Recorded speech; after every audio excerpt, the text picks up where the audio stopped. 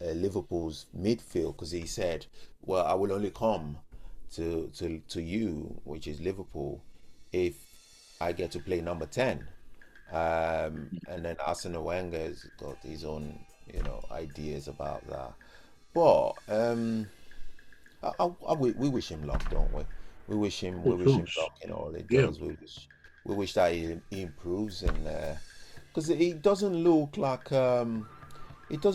he's got problems outside the field of play, if you know what I mean. Like other players might have things going on with them, and it sort of distracts from the game. He Yeah. looks like a guy that is focused on the game. Just maybe the change of environment, he hasn't been able to adapt fully to accommodate the changes that's been thrown at him. But anyway, so It's a big deal, isn't it? It's a big deal. We talk quite blithely about footballers, changing clubs. Changing clubs is a big enough thing.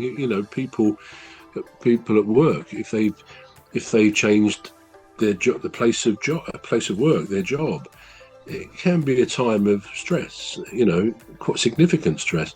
And maybe we don't think that really applies to footballers, but it does, because obviously they're leaving friends, maybe family, to come to a totally different country where they may never have been before, certainly not played football here. So you're right. I think that just acclimatizing to a new setup, a new club, new surroundings, and every club, like every other industry or activity, is done differently, which wherever you go. So it will be new to him even now. And of course, I don't know about you. I find the international breaks in the first quarter, first half almost, but certainly the first third of the season, a bit frustrating. They come around quite often, and we lose the impetus of the league games, Premier League, and I think some of the EFL play, but not the Premier League on those weekends. But yeah, it's important for the international games still. Matches. I don't know whether he started everyone. I guess he's come on most of them, if not starting. So he'll have his chance, and maybe now there's no more international breaks. I think till January or February. So there'll be a concerted run with a lot of games over the Christmas period for all the teams. So maybe that's where he'll find his feet. yeah, hopefully. Are you still there? Can you hear me? Yeah, I can hear you. Yeah, okay. Sorry, I don't know what Yeah, happened there. you're back, but you froze. You actually I did, froze. did I? I don't know whether I sent you to sleep with my dissertation on Writz. I I was often quite wonder. offended for a moment there.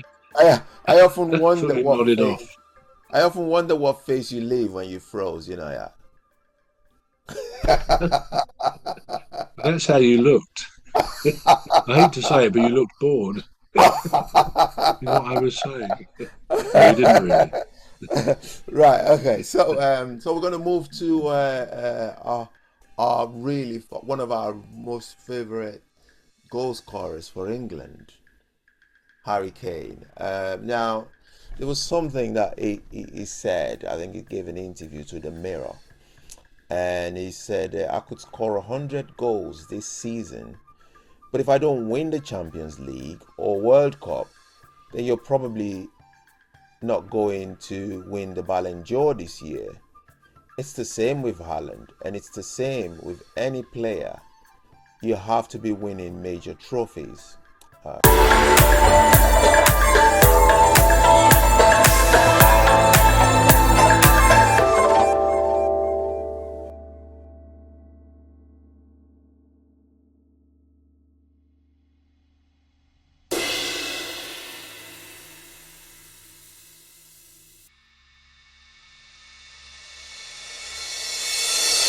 You have to be winning major trophies.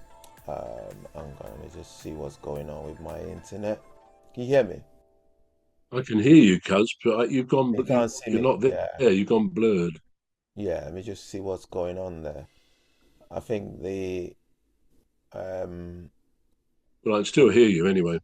Yeah, I think the Wi-Fi must have switched from a higher to a lower one. Just see what's going on there. Can you still hear me? I just don't have the benefit of seeing you. Yeah, okay. We'll sort that. Ah, right. Okay, I see what Oh, there happened we there. are. Okay, so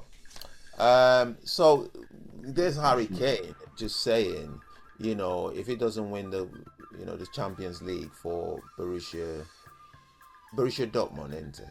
That's his club, his German club. Or if he doesn't win the World Well, Cup Harry for, Kane. yeah, Sorry, Harry, Harry Kane. yeah, Yeah, it's Harry Bayern Kane. Munich, isn't it?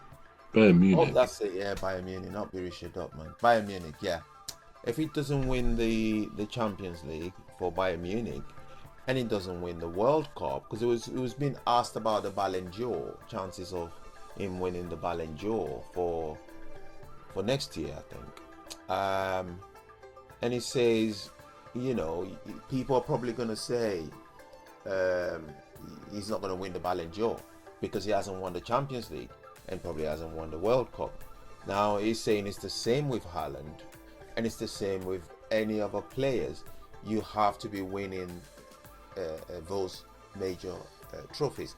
Now, do you have to win major trophies to win the Ballon d'Or? I don't know. Is it?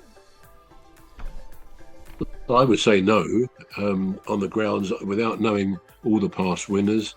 I don't think they've only ever had a selection pool from winners of the World Cup or the Euros or the Champions League. I mean, yeah, maybe that has often coincided. We know that a lot in the last few years it's been Messi and Ronaldo, and they clearly have won things with their teams. But no, I don't think it's incumbent on winning that distinction, the Ballon d'Or, that Mm, you've won something significant. I mean, Harry Kane's goals are so many, so legion, that I believe that in itself will put him in a very good position, particularly as he scores a lot for England as well, of winning that. I mean, you can't pass over somebody who's that good, that prolific as a goal scorer, just because he hasn't been lucky enough to win the World Cup. I mean, don't forget, England did get to the final of the Euros a couple of mm, years ago, mm. or last year.